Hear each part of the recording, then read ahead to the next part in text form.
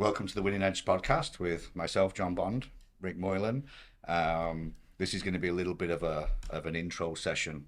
So myself and Rick have been in the fitness industry a long, long time. The idea of the podcast is going to be to try and share fitness knowledge, business knowledge, mental health knowledge, a little bit about our journeys, and hopefully inspire younger generations to semi following our footsteps, maybe not fully.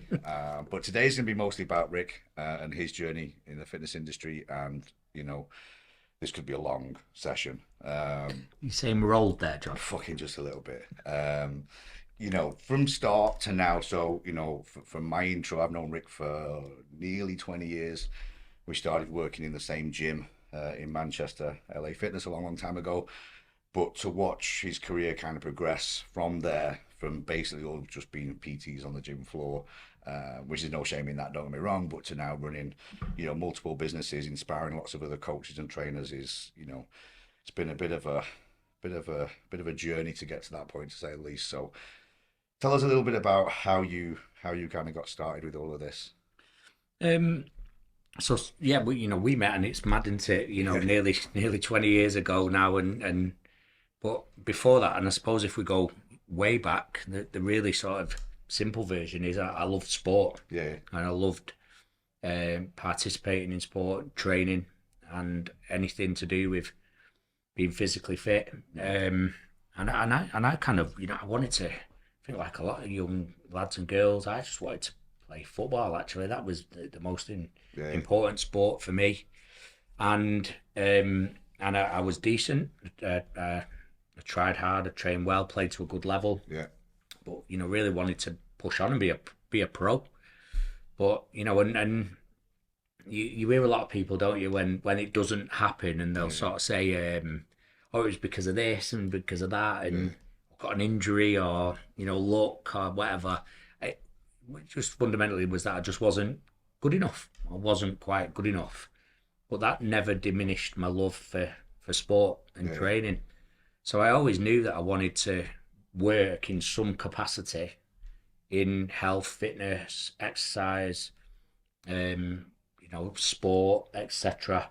So I went down the journey of getting, or the route of trying to get the right qualifications, of which I got enough to get started anyway. And obviously that's an ongoing thing. We're gonna talk about that, aren't we? The learning curve of life and everything. But my first job was in a factory. I had to self-pay, self-fund the first course that I did with a loan from my parents. that I had to. You paid that back? I had to pay it back. Yeah, of course. I mean, they would argue that they're still financially propping me up now. But it was an entry level qualification, a sort of a level 2, and then on to level 3. Yeah.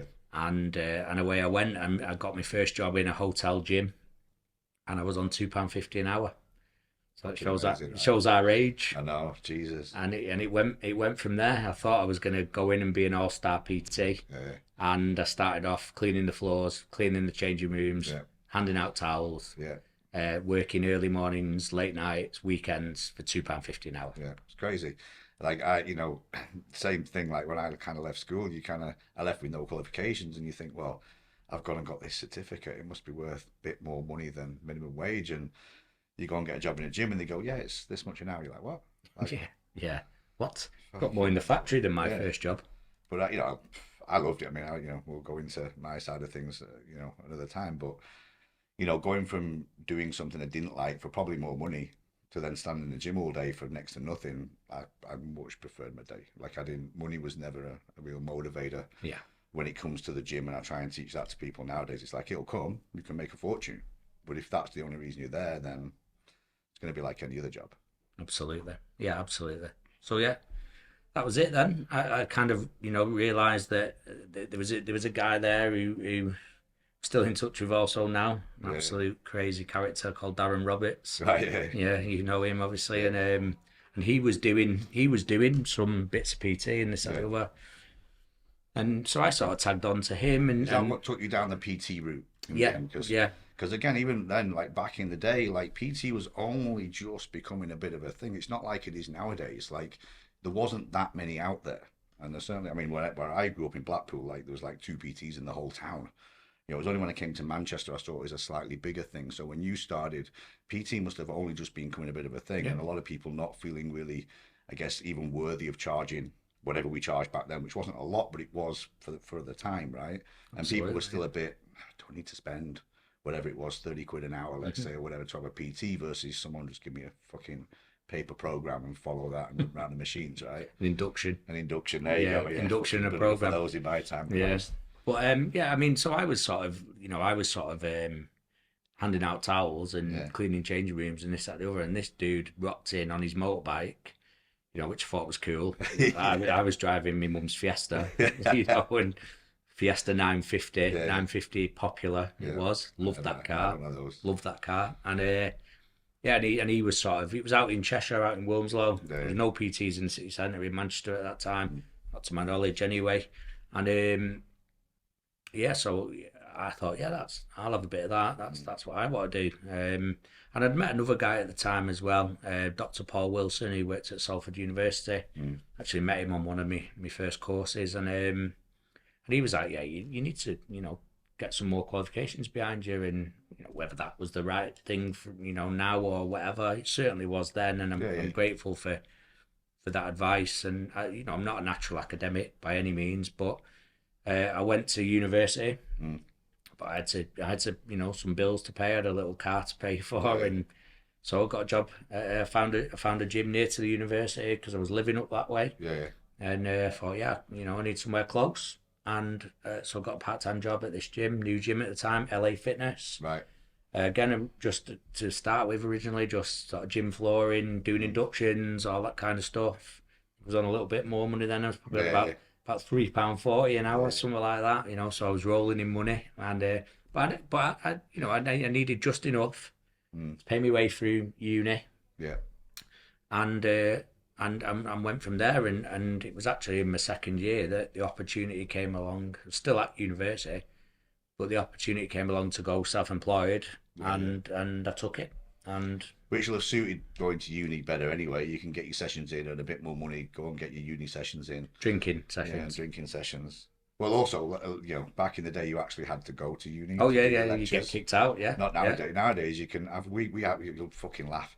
We have clients in LA come in and they'll be like, I just need to stick my computer on here because I'm in a lecture. yeah, And they're training. yeah, They're like, they just need to see I'm logged in. And I'm just like, fucking, that is insane. yeah.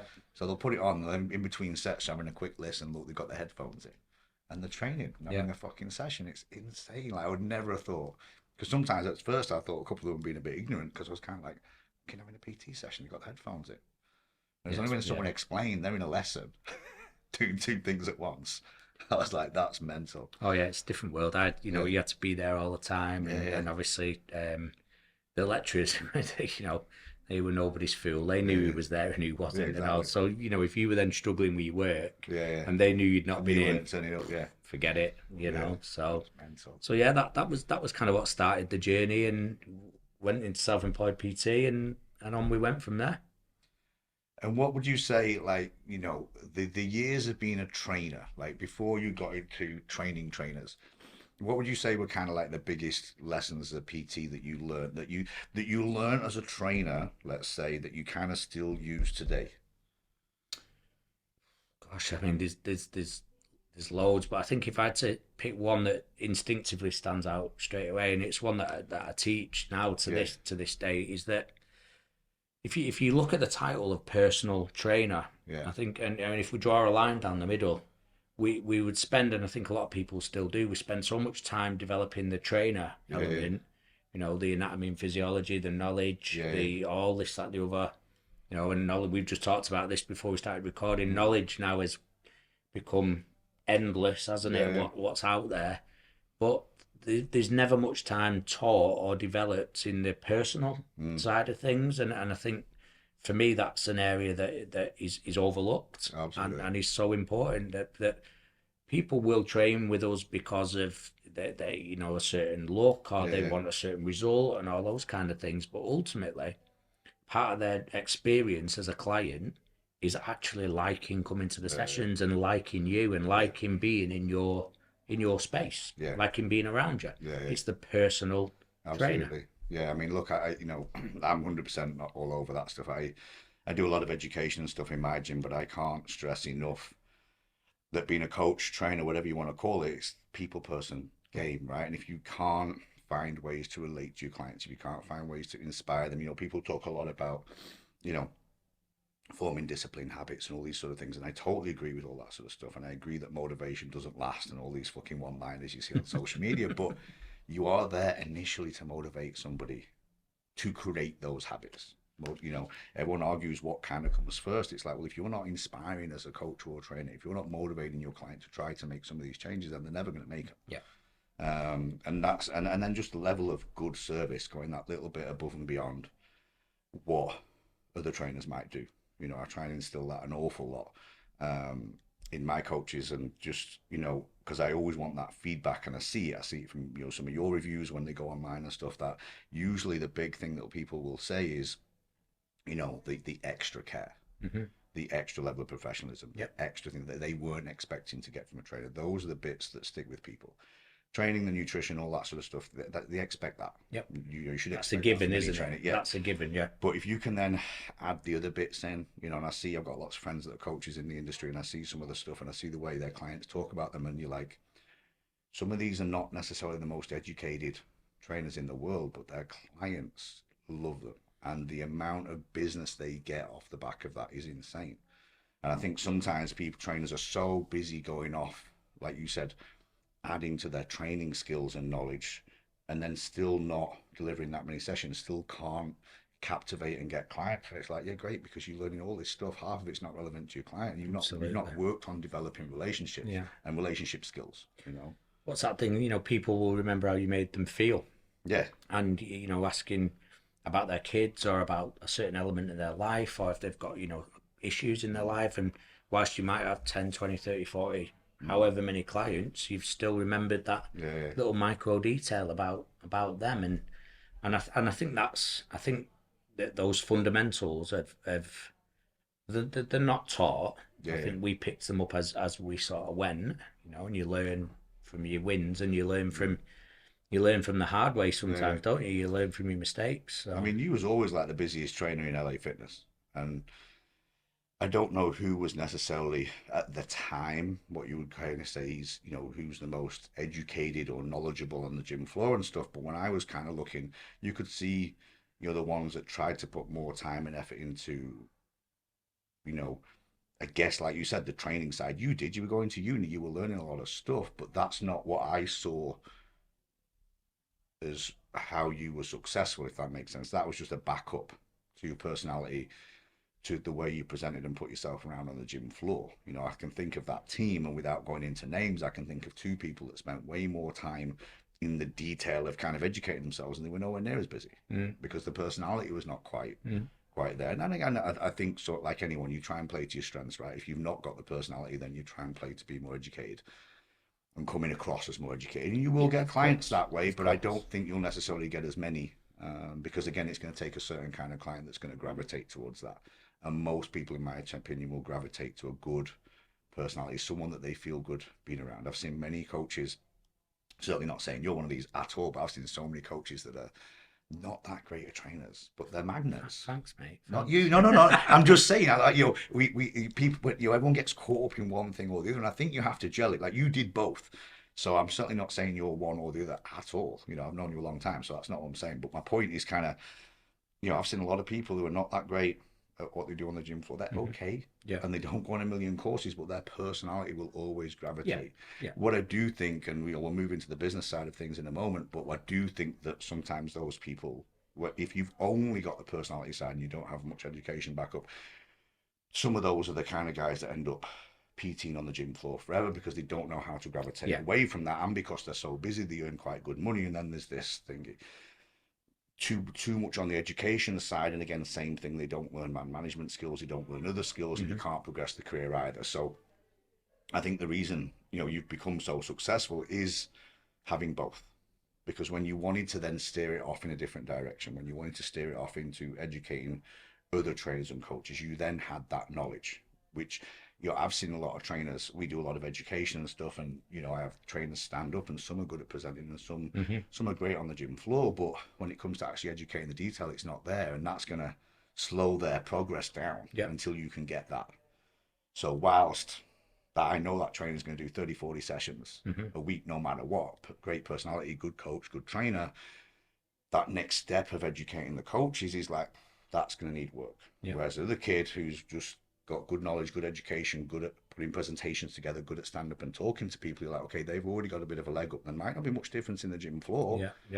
But the education side is something that you're already gravitating towards. But then those other guys can sell and do other bits and pieces in the gym. So you've always got to find a journey. But what took you to, what was the spark that, and again, we've sort of talked about this before, but took you from training clients to then kind of educating and training trainers and helping them become, build their businesses? Because you work with a lot of coaches that work freelance basically. So you're teaching a bit different to my business model.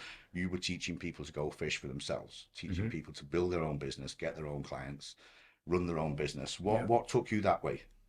I think you touched on it at the start of the very beginning of this podcast.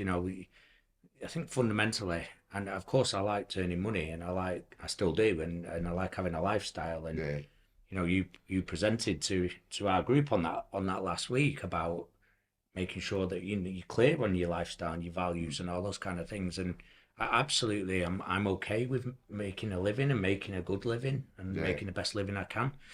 But also fundamentally, I did get into the industry as well because I liked training people and I liked helping people. And I found my niche. I found LA Fitness, like the gym at the time, and a lot of gyms, not just LA Fitness, but gyms at that time, as were often very sort of cardio based. There'd be rows and rows of cardio machines. How we all used to PT when there was like 6, 7 of us with about 20 pieces of equipment for weights. Like, I mean, I know you went off and that's why you started doing pad work and other things, because people couldn't get on the equipment. It was insane. There was nothing. It was all cardio stuff. I'm sure we all clubbed together and bought a few bits and pieces as well, barbells and bits and all that kind of stuff. And so I found a sort of little niche, and like you say, started doing just fitness based pads, just not trying to make fighters or anything like that, but I'd get my clients off the sort of cardio kit and doing their CV work and their conditioning through pads and body pads and all that kind of stuff. And I started to get busy because it was a little bit noticeable on the gym floor, or for whatever reason, tried to always to get to know people's names. That was one of my big things, just to be that human thing, and got busy. And then the way it was tough for us at the start, and we say this, I know you do. We've said this is a mutual message. We had to go to London and do a 10-day business course with the company at that time, and it was a good course. We learned loads on it, and but we had to pay for the course, which was 20 years ago was I think 500-600 quid. It was something like that. It wasn't cheap. Then plus, like you say, hotel in London and train down travels, food. It was a big investment, and then literally you got very minimal sort of free time in the gym, and you were banged. I think we were paying again 20 years ago. Our rent was over 400 quid a month, 420, something like that. You had to crack on, and you had to crack on quick. And again, we'd paid for qualifications, prior to that, and it was tough, So within our little team, we had some of us that were a bit, let's say, a bit more worldly wise as well, and could go and make a living, and then there was a few that had struggled, and it was just a natural progression, really, that I wanted to help people. I wanted to help some of the younger trainers, whether that was in age or whether that was in gym years, let's say. I would see him struggling, and it didn't sit well with me. So I'd say, listen, I'm not going to row your boat for you, but why don't you, try this and try and avoid this and And if they put no effort in, I was not afraid to give them a kick up the arse, and we've always, I think that's, again, many things we've got in common. There's things we do different, but there's many things we've got in common is straight talking, Yeah, honest, not to be offensive, but, to say it as it is.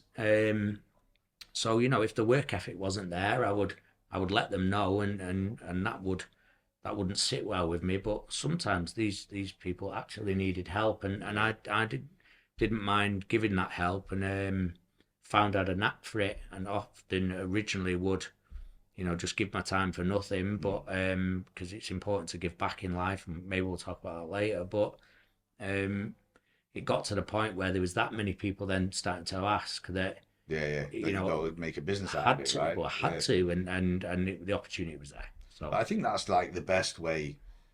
People always like, especially with me now, they'll ask, what's the best way to get to this point in my career? What's the best way to get to this? And I've always, I'm not, you know, the only like things advocate offer all your time for free, but it's like the amount of people I've seen where if you just fucking help, if you just do things for free and learn things for free, it'll come back. It'll come back huge. A big percentage of what I've learned, I've done a lot of stuff where I've gone above and beyond to learn things for hmm free. That wasn't part of my pay grade. It wasn't part of what I was really yeah, doing, but I knew that would help me further down the line. yeah, And I try and say this to a lot of young coaches nowadays. It's like the money's become so the world, sorry, has become so kind of in some ways money orientated. And I've had coaches work for me where they won't do things for nothing yeah, initially, yeah, right? And I'm not one of those who'll take the piss, but I'll put like a 3 month thing in with, okay, they'll come to me and go, I want to be a mentor. I want to mentor other coaches. I want to teach them our programming to do that. I'm like, well, okay, well, fine, but you need to prove to me that you can do it. yeah. Get And your maybe, stripes on your yeah, shoulder, maybe I'll serve say, your okay, time. you do it for 3 months. I'm going to put these two people under you. This is the system. This is what we do. This is how you do it. I've been doing it with you, so and then if you start to prove that you can do it, we'll put a monetary value to it, and we'll, hmm we'll progress it from there. And I've had people turn around, well, I'm not doing it for nothing.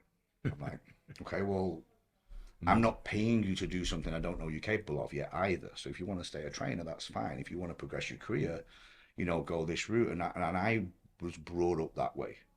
I will, because, and again, sometimes maybe it's a confidence thing, maybe it's an ego thing. I mean, kids are definitely brought up with, there's a fee for everything nowadays. So I kind of get it. It's different generations. But for me, I'm kind of like, I was always confident that I'll walk in the door and no matter what role you start me with, I'll be managing this place within a certain amount of hmm time because I hmm just knew that's me. And if no one steps up as a leader in the room, I'll step up. Yeah, So a lot of things have, like what you just said, kind of fallen in to place because I just did stuff. yeah, Whether that was part of my job, part of what I got paid for, or not, just do it anyway. hmm And through the doing, you'll learn what you like and don't learn. Like say to people all the time, I'm like, you've got a couple of choices. You can go education route, you can go management route, you can go kind of more sales route within the fitness industry, but you don't know what you like yet as a trainer. And I think trainers, and again, it's the trainers with egos and things like that won't put that effort in, that are then still, yeah,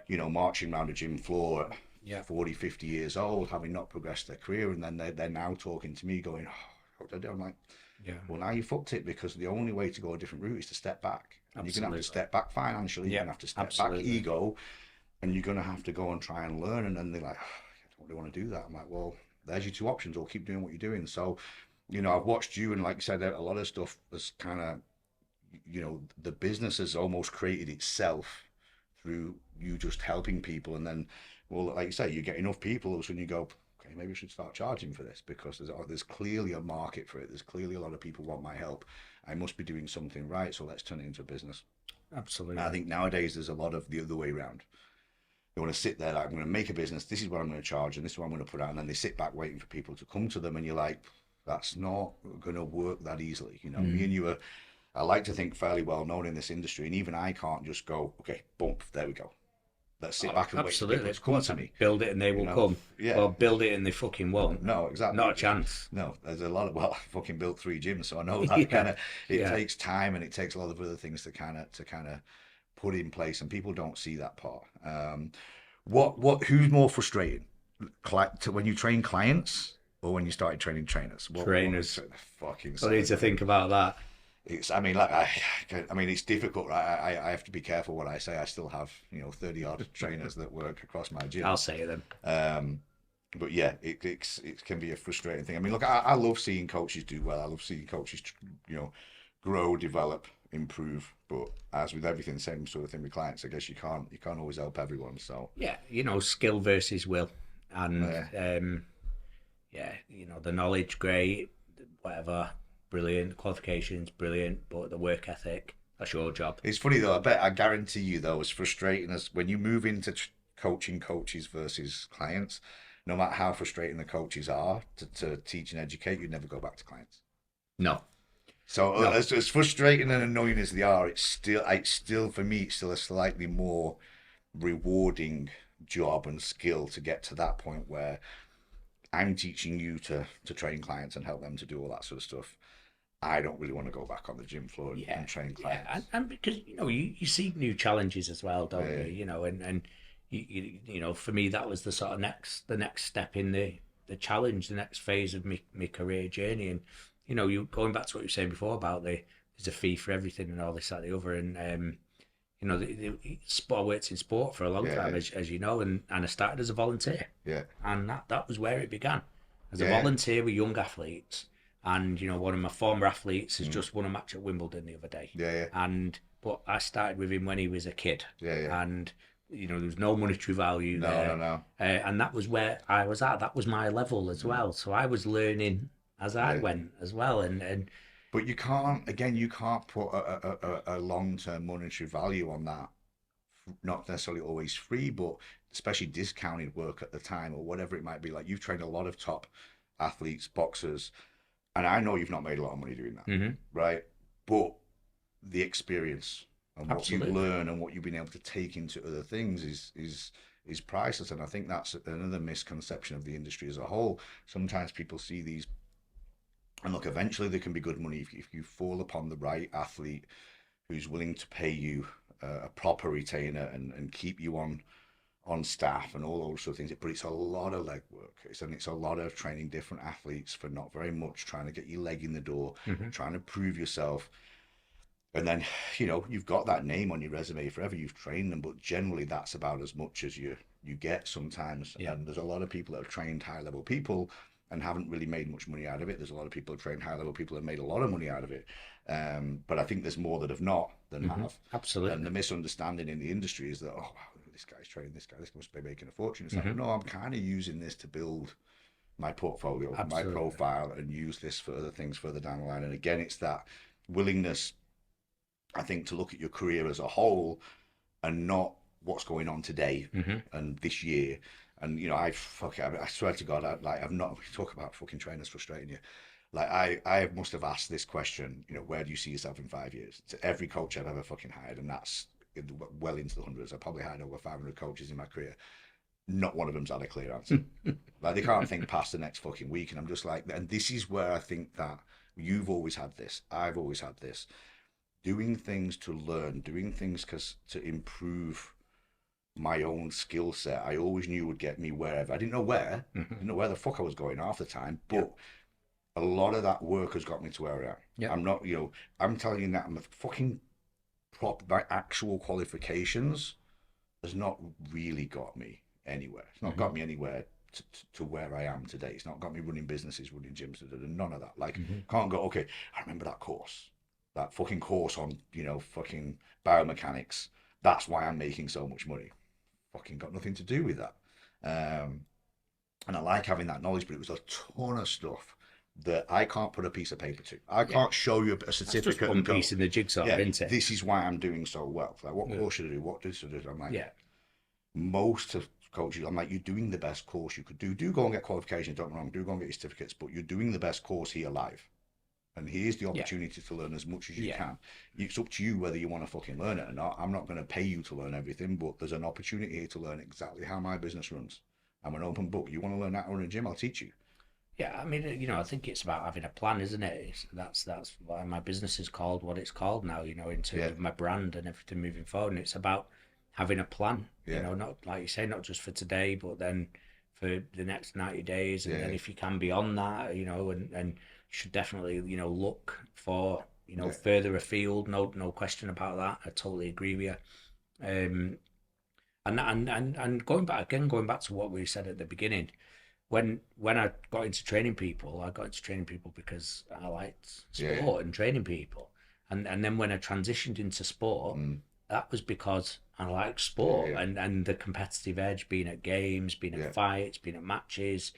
I Yeah. wanted Yeah. that competitive edge, and but then also it was the chance to test myself and look, and as Mm. the athletes progressed, I'd progress, and my knowledge would progress, Mm. my skills would progress, and I ultimately wanted to be the best trainer I could be. Yeah. Yeah. And in my mind, rightly or wrongly, I'm not saying this is right by any stretch of imagination, but working at the highest levels of sport Teaches you a lot. was and it was a Yeah. lesson for me, but it was a marker as well. Yeah. And Yeah. like you say, financially, there's a misconception that you get paid tons of money, Yeah. and you don't. You live actually quite moderately, Mm.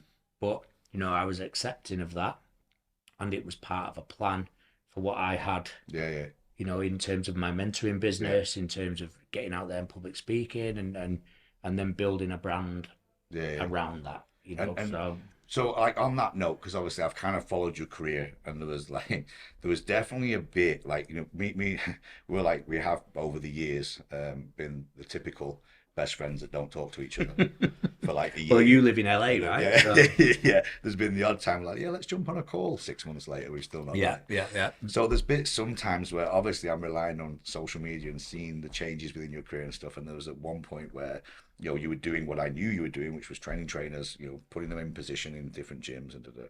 And then all of a sudden, you morphed into the business mentoring side, and then you got into the mental health side.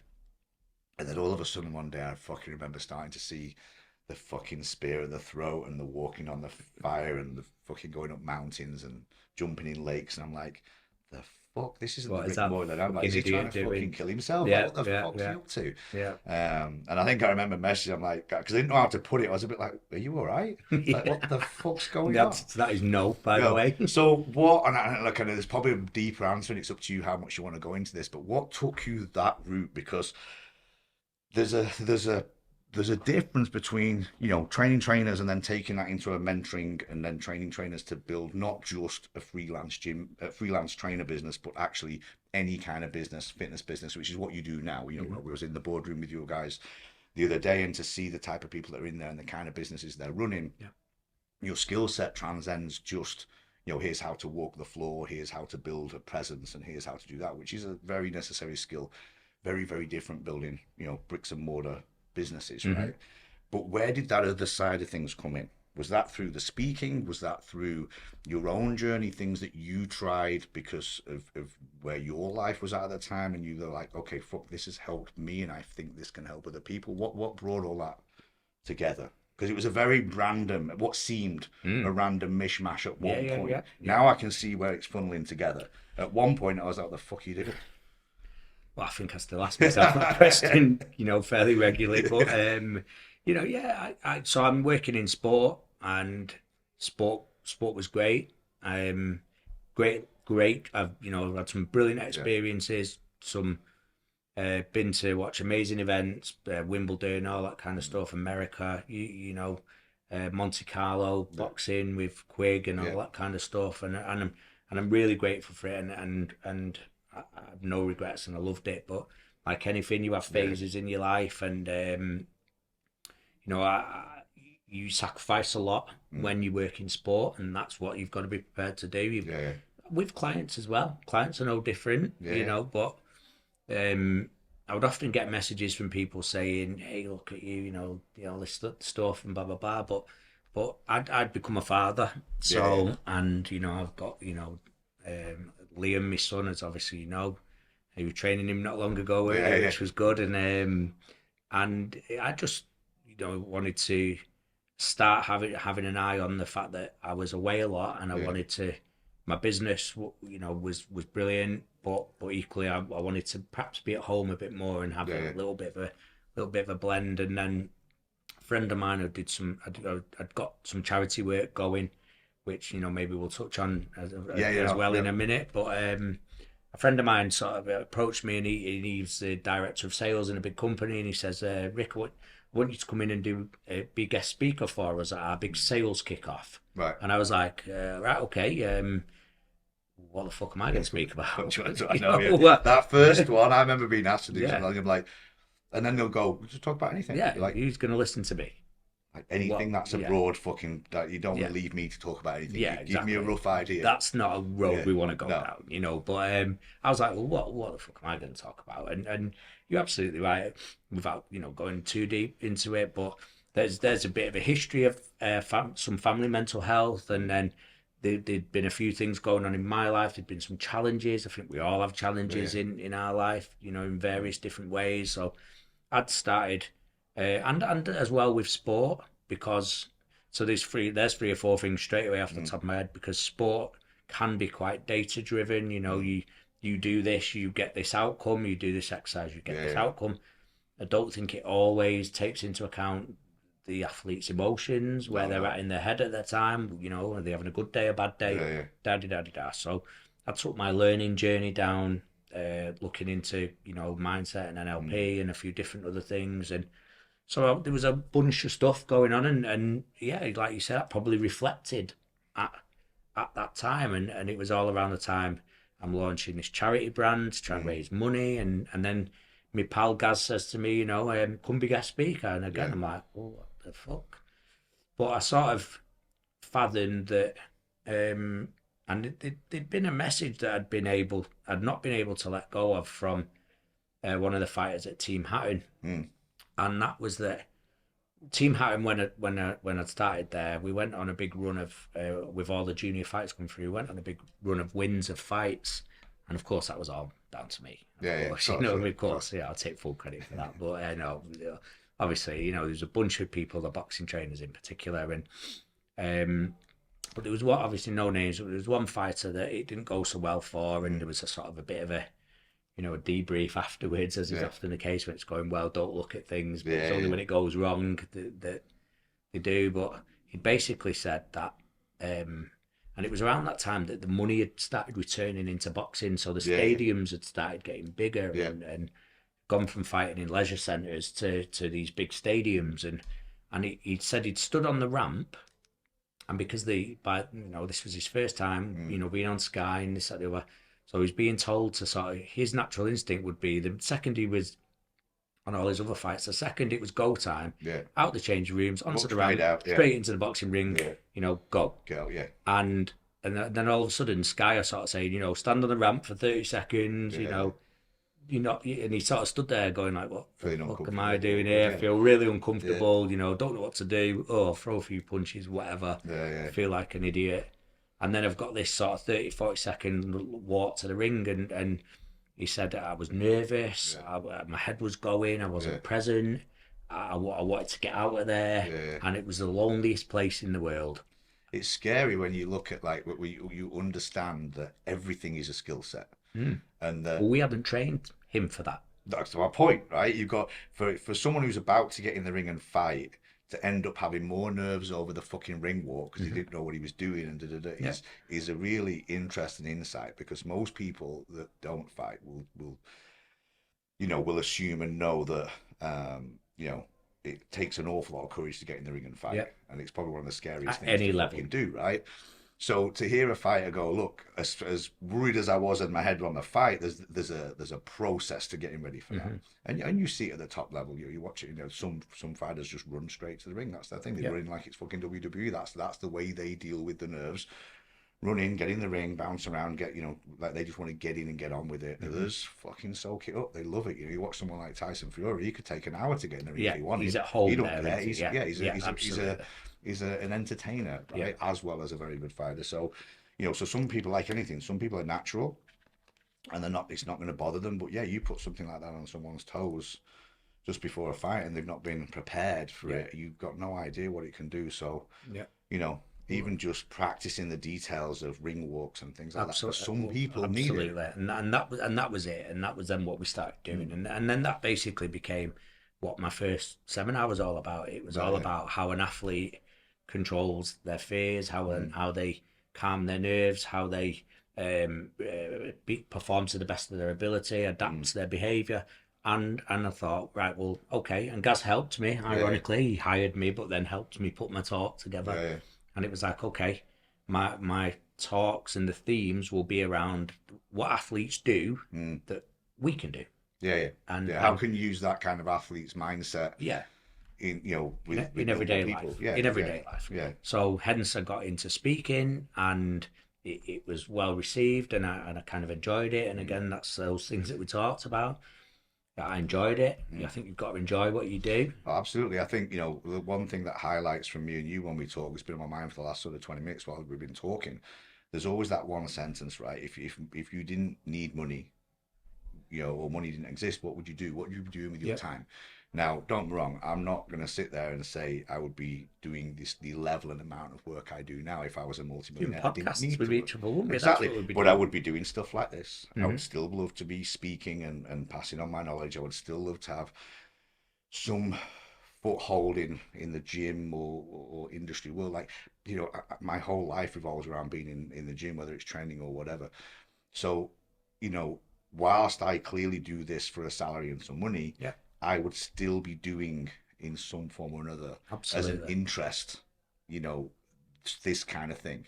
Not to the amount, not to the level, and in some ways, when money's not interested, it's way more fucking fun. Mm-hmm. But I'd be doing this kind of thing. I wouldn't all of a sudden be like living a life where I'm like, if money didn't exist, I'd be doing that. Mm-hmm. Because I think when people look at their lives and careers, well, if that's the fucking case, why are you doing what you're doing? Yep. Because if you're only doing it for money, then it's not going to be super It's not for fulfilling, me. right? It's not for me. That. So, Yeah, it's I've not never for really me. chased the money. The money's finally started to come a little bit, and even then it comes with certain issues and certain things. But Yeah. yeah, there's I wouldn't all of a sudden flick into some random fucking thing that I've never mentioned just because I don't need money. I would still be in and around the health and fitness game in some way. Absolutely. And then I went on a course, and I met my other half on a course, and she was teaching a bit of it, and this, that, the other, and So is this where the fire walking all and of the that. other stuff came Yeah, in? And all of that. what? Because I've never actually asked you this. What interested you in that? What lessons, first of all, did you take out of doing? Because I've never done any of that stuff. Hmm. I've jumped in cold fucking lakes and shit before, but usually that's because I've had a few drinks. Not necessarily like to try and Don't do that. sort Don't my, do. sort, Do sort not my do head that. Where's the out. camera? Do not do that. Yeah. Well, you're the expert. Any kids doing so, that? yeah. No. So you're the expert, so you can explain why not to do that. I don't know. I just do stupid stuff when I've had a drink. But anyway, yeah. Because like I said, I've never really done any of that stuff. Like, it's not something that's ever come up.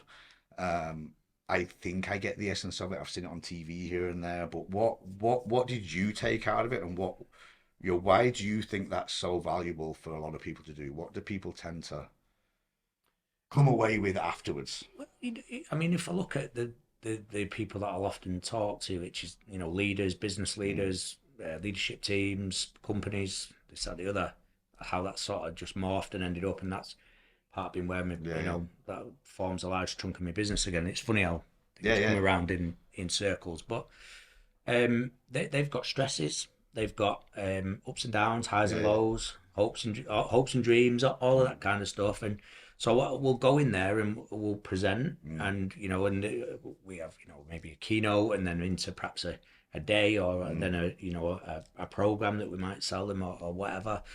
Um, and of course you want to give them knowledge, and Yeah, you want to give them the the the knowledge of anatomy, and the knowledge of the nervous system, yeah. and all that kind of stuff, to help them with their stress, and let them know why they should be sleeping better, and Yeah. da da da da da.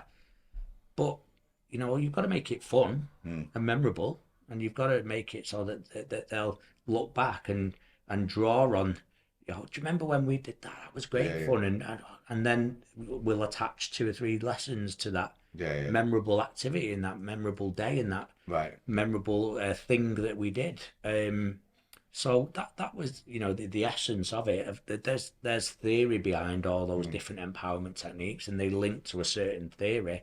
But one of the main reasons why I do them, particularly with groups and teams, is so that they have a good day. Yeah, yeah. So Yeah. it's enjoyable. They spend half their life listening to PowerPoints. Yeah, yeah. So No, okay, exactly. And look, people are only ever going to take so much away from of course, PowerPoints, right? I mean, of and course. again, depends on the presenters as well. I've listened to a lot of different people, and I know you're very good at it. So making sure that people are entertained when you're giving these talks, but sometimes there's only so much you know, certain topics, there's only so much you can do to make them interesting and Yeah, memorable. Sometimes it's just a bit, you know, like, and everyone's different. Fucking, you know, I listen to a lot of people, they love talking about fucking sleep and sleep patterns, things like that. Like, it puts me to sleep. yeah. I Like, mean, I'm like, I but it's get all it, on and it's Google anyway, important. John, Yeah, isn't it? it's like, It's all on fucking going, Google. yeah. I'm like, you know, is this what I'm here to deliver to the world, Yeah, or can we go into get into stuff with a little bit more fun, a little bit more real life fucking, you know, things that we can take yeah, away, that, like you said, empowerment techniques, things that just leave you feeling good for a few yeah, weeks. It soon drops off, but yeah.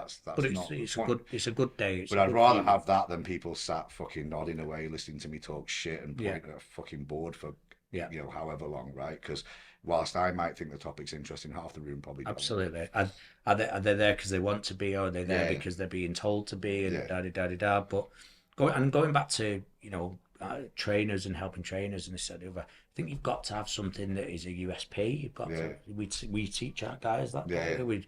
We've got to have something that makes them stand out a little yeah, bit and yeah, all that kind of stuff. So there's a multitude of reasons for it, but I think in its core essence it is absolutely going on your own journey. yeah, You yeah, know, you train. It's part of your life. yeah, yeah. The things that I try and teach people, am I perfect at them? No, but am I trying my best and trying to go on my own journey with it Yeah, and yeah. be the best that I can be with it?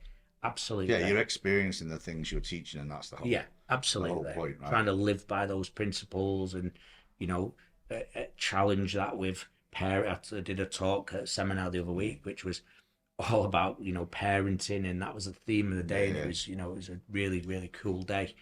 So I sort of started it off, and I opened up with these sort of three high performance habits, the top yeah, three tips, and then I put a picture of me and Liam on, yeah, and I was yeah, like, and then you have kids, yeah, and and it it all all goes to goes shit. out the Yeah, window, yeah, everything goes pear shaped, yeah. and that straight away, then I think, and certainly hope from some of the Well, feedback, I the would room assume, loved it. yeah, and I would also assume anyone that's a parent will laugh at that and go, yeah, with the best will in the world, we all fucking try to do this. Yeah, But yeah, kids come into play and yeah. it changes eight how it hours is, it eight hours changes sleep how when it you've is. got three kids. Yeah, You not know, happening, right? protein, meat and nuts breakfast when you've got three Yeah, kids to get ready for school in the no. morning. Yeah, And good this is it, luck. and I think that's the problem. Like you say, go without harping back into the trainer and the trainer education. You know, I talk about this a lot, and I try and educate our guys and keep things simple. But with the best will in the world, a 25-year-old's going to struggle to really understand that, and understand how to put that into place, and then also understand, okay, right, get it, but how can we meet somewhere in the middle? Yeah, Because whilst I get you can't do the perfect version of this, you can't keep doing what you were doing either. So where do we find yeah, something that's going to absolutely. work? So look, you know, well, I guess to finish the last little segment, I wanted to kind of cover for now, especially with you. One of the things that's inspired me the most, watching your career and watching everything you've done, and again, it always comes back down to, I guess, sometimes things we do for free, right? I know why you set this up, and you can explain, you know, in detail to everybody else why you set it up. But the charity boxing nights has probably been the one thing that I've seen and watched from afar. I was a little bit involved in the first one. I wasn't supposed to be, but I turned out to be involved in the first one. And I even mean, you're then, eating your dinner and I was then eating my I got dinner. you caught Yeah, on a ring, yeah, yeah, exactly. yeah, I yeah, had to borrow someone's shorts yeah. for That's right. falling Yeah, off. Well, you ended up fighting, and you weren't even yeah. supposed to fight. Took So me the whole talks off. so the Yeah, whole yeah. thing was Interesting. interesting. But Yeah, you know, watching from that first one, which to be fair, I thought the first one was pretty well organised, but it was 10 years ago now, and then 10 years. Yeah, to see it develop into, I think it's 10th year this year, right? nine, I nine, think nine now. this Yeah, year. You know, to see the media and to see how you put it on social media and how big the kind of events become. hmm Like I said, I know why you do it, and like I say, anything that when we do things for charity and other people is very admirable. But the fact that you've stuck with it every year, you've grown it, you've built it, and I know it's not easy. hmm I know it's not like a. I'm sure there's been times when you've been developing other parts of your business, other parts of your career, where you could have probably done without the whole 2-3 month setup, but you stick at it. You know, tell everyone a little bit more about that. What, and you know, and again, what do you get out of having that as part of your life as well? Um. So yeah. So I mean, and I've done you a slight disservice there. If you count 2013, you're absolutely right. There was 10, Yeah. but we kind of don't count that one almost now, which is another story. But Yeah. I came across sort of what I went to London working, and I was involved in boxing anyway, Yeah. and Yeah. then this whole white collar boxing thing started getting big down in London, and then I thought I could do that. Yeah. I could do that in Manchester, you know, and as you do, and I always wanted to raise a little bit of money for my friend Gareth, who'd passed away when we were young. So I kind of bolted that on, and it was hard work. It really was, and I remember being stood at the bar afterwards, and like you say, I had to throw my tux off and jump Yeah. in because someone had pulled out and I wasn't fighting, and then the corner person had not turned Yeah. up, so I was like, John, get some shorts on, will you? You're sat eating your bloody main meal or whatever you were. You were eating your starter, I think. Yeah. I don't think you got a main meal, No, did you? no, You know, no, and no. and I remember, you know, it was like you say, it was good, and our mate Alex, you know, Yeah. was a crackpot in it, Yeah. but he reffed He ended us, up and refereeing, yeah, yeah. no, and loads of people helped out and this and Yeah. the other, and I remember being sort of afterwards and having a pint, and I was asked like, you gonna do that again? I was like, absolutely not. Yeah. Not a fucking chance. Yeah. I'm never doing it again. Wow. So from going thinking that I could be this sort of, you know, make no mistake about it, I was going to donate a bit to charity, but I had a bit of an entrepreneurial eye on Idea it. to it, Yeah, yeah. thinking I could, you know, make a little business or a good business out of it. I was like, I'm never doing it again. Right. And then sadly we had a family tragedy. Me niece, 12 days old, she passed away. There was a whole backstory with that and how that happened. She was very, you know, a healthy baby, but sadly she passed away. But she was cared for, as was my sister.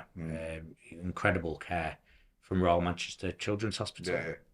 and because Lauren had some health issues as well. Lauren's my sister, so she was sort of on one unit, and then the baby Sophia was on the what's called the NICU unit, newborn intensive care unit, Yeah. and you know, it's a really tough place to go on, and you go on there, and ultimately to be truthful and honest, is there's a lot of very very small babies fighting for their lives, Yeah.